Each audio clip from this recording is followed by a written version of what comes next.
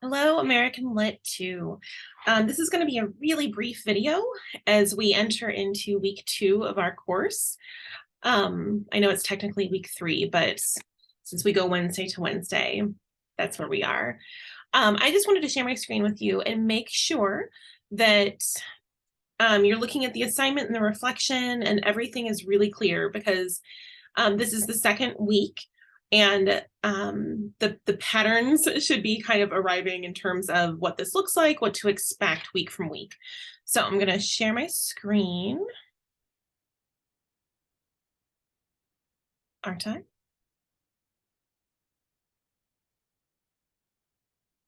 Yes, here we go. I shouldn't record a video before I've had my morning coffee. All right. So I have this in student mode. So you should be seeing basically what the Canvas page looks like for you. I cannot stress enough, any of my classes, look at them in module mode. So whether it's on your computer or if you have the phone app or on your iPad, click modules. And that is how to make sense of the organization of the course. So again, at the top, you have the syllabus and a lot of writing resources. Week 1, we've completed week 1. And here we are in week 2. So again, just like week 1, the assignment is at the top of the module.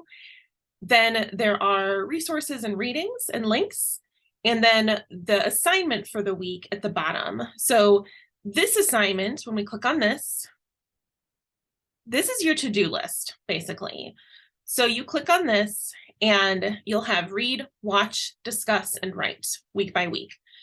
So the reading assignment, the expectation is that you read everything on this list.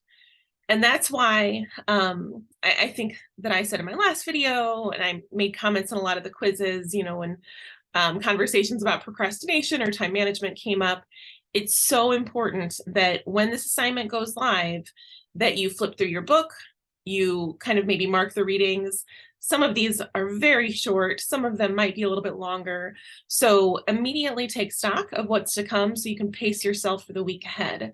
Because the assignments that I give you can absolutely be manageably done in a week, not in 24 hours. It won't work if you wait until next Tuesday to do everything.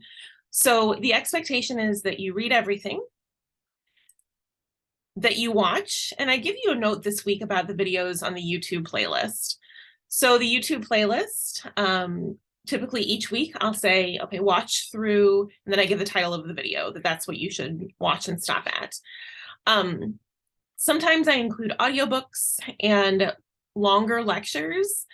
Those aren't required. They're just there if you want them. So the shorter videos, those are required. I'll make note if you do need to watch something that's longer, I'll make specific note of that. So there's a 45-minute documentary of Mark Twain this week. It's pretty good. It's obviously like the 6-hour Ken Burns Mark Twain documentary is better, but this does give some, a good overview. I would like for you to look over that, but throughout the semester, if you see any audiobooks or really long videos, typically those are just there if you're interested. We don't have a discussion this week, a forum, but we will in week 3. And then turn in week 2 reflections. So you want to look at this assignment each week. This is what it's expected that you do. And then the write piece and or discuss piece of the assignment, that is what you'll turn in. So again, the expectation as you go into this is that you've read everything that's assigned for the week. And then typically the reflection assignment will look something like this. We'll kind of build as the semester goes on, but here I'm asking you to write 2 short reflections. So your completed reflection that you turn in will be 4 paragraphs about 2 different texts. So you may choose to respond to 2 pieces of literature, or it might be 1 piece of literature and 1 video or supplemental reading from the week. At least one of your reflections needs to be tied to a poem, story, or selection from your textbook. Identify what your focus is and write at least 2 paragraphs about why that topic or piece stands out to you. As we go on through the semester, there will be kind of more parameters with the reflection in terms of citing and quoting your sources. But for now, these are basic reflections, and I include a writing reflection papers handout as a resource that I highly recommend. So again, each week, the expectation is that you read and watch everything that's assigned in that assignment that's at the top of the module. And then oftentimes the reflection assignment will just ask you to respond to a selection of those things. So yeah, hopefully that makes sense. Your major writing assignments later in the semester and midterm and your final essay in particular, you will have a lot of flexibility in terms of choosing what to write about. So it will be to your great benefit to be sure that you're reading all of the reading assignments, taking notes, annotating your textbook, all of that good stuff. And because you might want to revisit those texts later in the semester.